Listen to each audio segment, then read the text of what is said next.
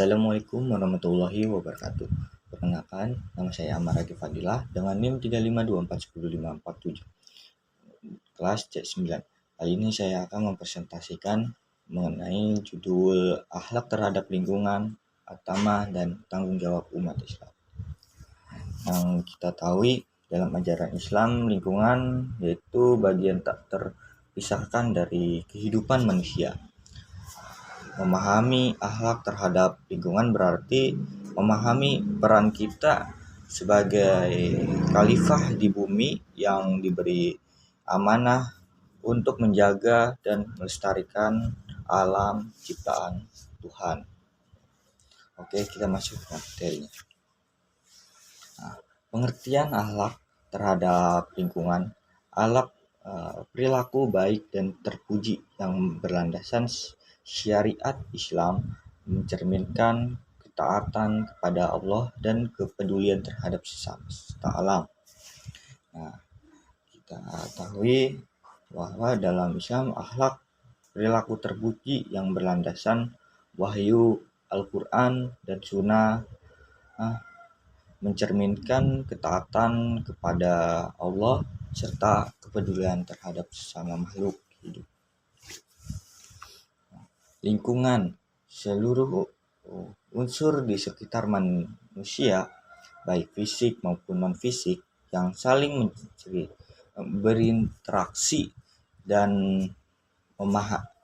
mengaruhi kelangsungan hidup kita.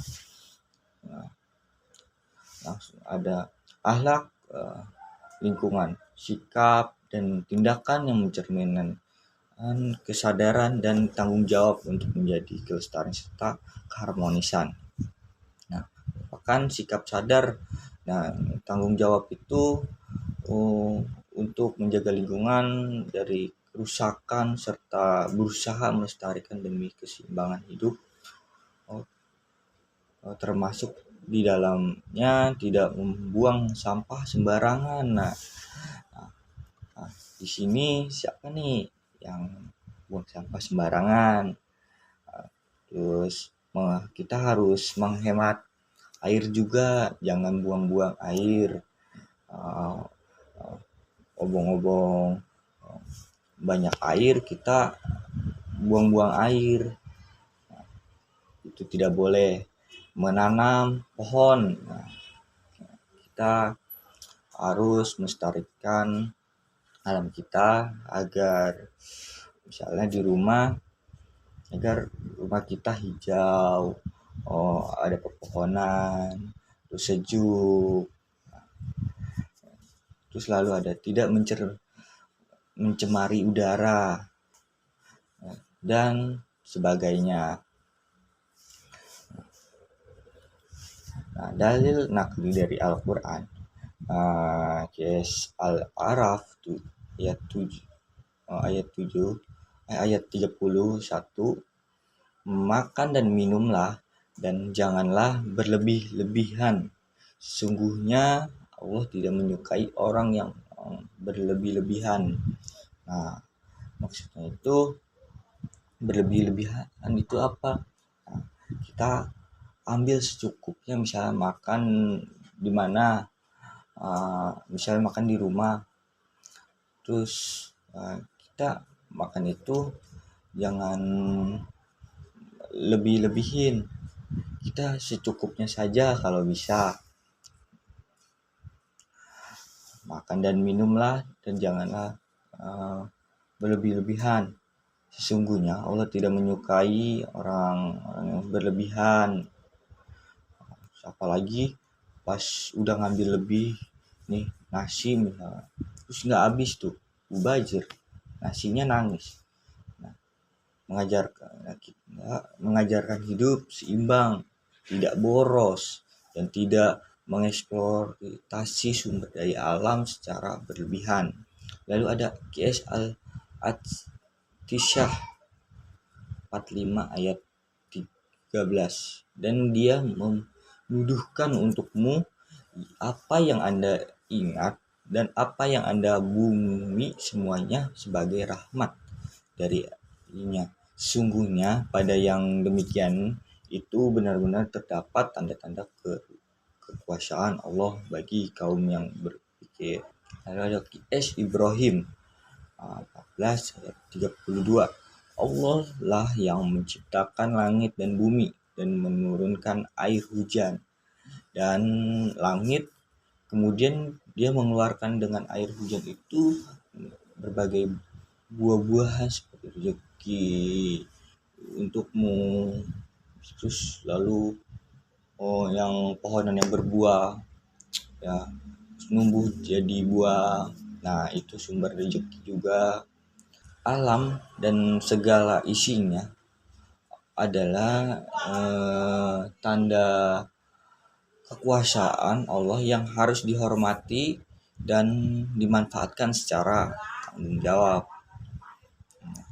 Ayat-ayat ini menegaskan bahwa alam diciptakan untuk manusia, namun dengan batasan dan tanggung jawab untuk tidak merusak atau berlebihan dalam penggunaannya.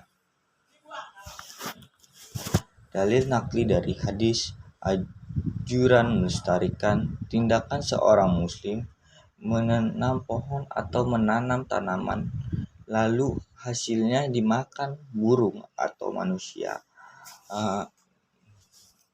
atau binatang ternak, melainkan itu menjadi sedekah baginya. Sahih Bukhari dan Muslim. Nah, rekan-rekan kalau misalnya punya tanaman, misal tanamannya bertumbuh lalu dimakan oleh misalnya tupai misalnya, kalau enggak dimakan oleh hewan lah pokoknya ya. Nah, dimakan nggak apa-apa, jangan merasa aduh pohon gue dimakanin binatang nih.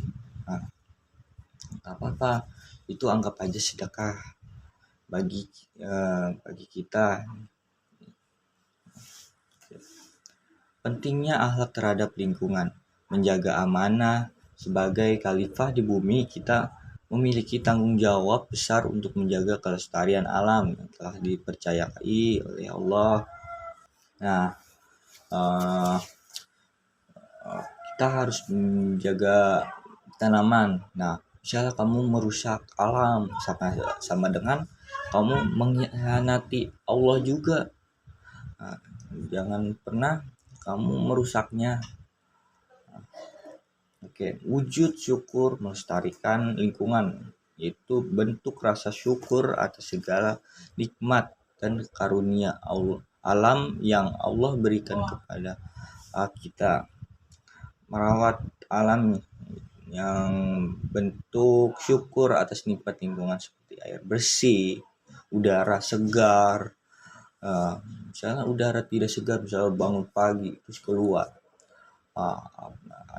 Anda bayangkan pas keluar rumah udaranya tercemar gitu, jadinya menyebabkan sesak napas. Nah, betapa pentingnya menjaga lingkungan supaya kita biar bisa hidup sehat, bisa menghirup udara segar terus. Kan kalau menjaga lingkungan terus, yang untung juga buat kita, terus hirup udara juga kan enak, nggak sesak napas. Kan kalau misalnya udara tercemar, pas hirup udara kita pasti sesak napas. Mencegah bencana. Nah, kepatuhan terhadap akhlak lingkungan dapat mencegah terjadinya kerusakan dan bencana alam yang merugikan kehidupan. Seperti merusak seperti banjir, longsor, kekeringan air.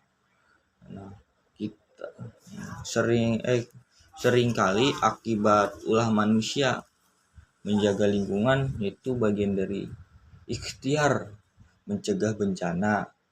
Misalnya kayak kalau nggak salah lagi itu di Ciamis, pengerukan gunung, kalau nggak salah gunung ilegal. Dia ngeruk tanpa ada surat izin dari bupatennya. Nah, dia keruk terus itu, lalu apa yang terjadi? Dia kena longsor jadinya.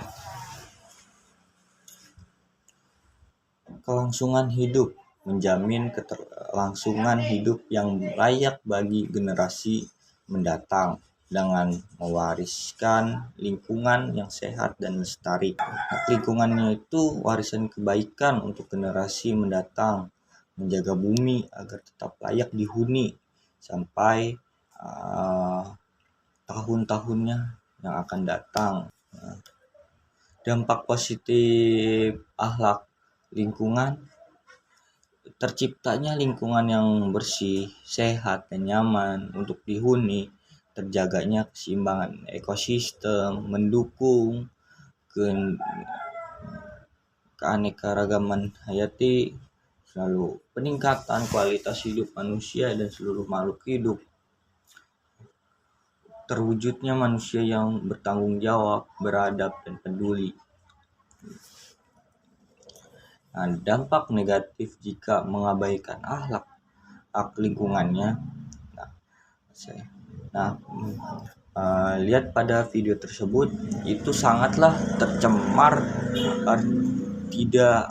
tidak peduli satu orang pun pada lingkungannya. Atau orang misalnya buang sampah ke sungai lalu mengalir banjir, sampai mentok itu akan numpuk. Itu kerusakan alamnya, deforestasi luas dan hilangnya habitat, populasi udara, air jadi keruh, tidak bisa dipakai misalnya, dan tanah yang parah, terus banjir bandang dan kekeringan ekstrim terjadinya. Nah, kesimpulannya mari kita jaga lingkungan kita. Kewajiban agama akhlak terhadap lingkungan, yaitu bagian integrasi dari ajaran Islam. Pedoman ilahi Al-Quran dan hadis menjadi panduan utama dalam menjaga alam. Manfaat luas, penerapan akhlak lingkungan membawa keberkahan bagi semua. Tanggung jawab bersama lah. Misalnya kalau di gang-gang itu gotong royong bersihkan barang-barang, biasanya ada dijadwalkan oleh RT masing-masing. Melestarikan lingkungan itu ibadah dan tanggung jawab kita. Oke, sekian dari saya. Wassalamualaikum warahmatullahi wabarakatuh.